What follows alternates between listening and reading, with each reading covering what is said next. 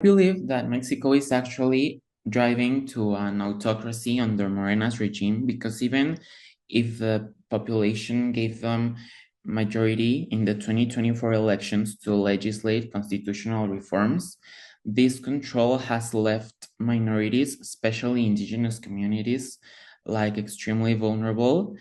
And when institutions lose their autonomy, these groups lose their main defenders in legal and political disputes.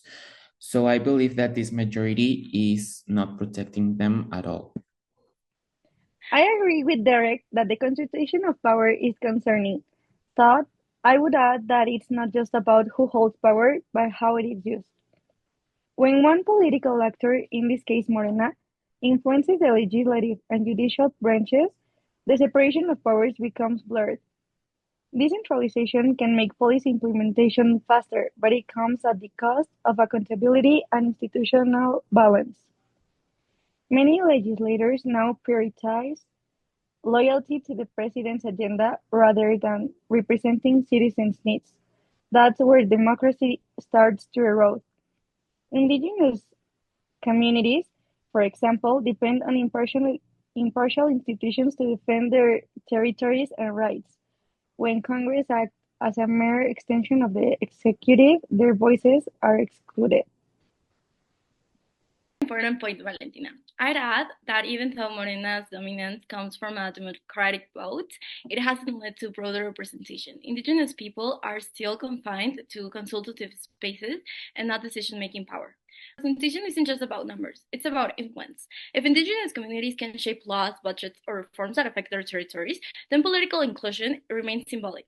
I think Mexico needs to move beyond majority rule and embrace intercultural political pluralism. Mechanisms like indigenous quotas in Congress and guaranteed consultations before major reforms. Exactly, Jimena. Morena's discourse emphasizes the people, but in practice, it's centralizing authority. This mirrors the logic of hegemonic regimes where opposition is seen as obstruction. Without effective counterweights, democratic participation may become more about support than deliberation. But we should also consider that not everything about a strong executive is negative.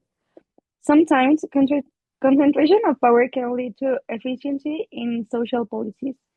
The real challenge is finding a balance between effective governance and institutional independence.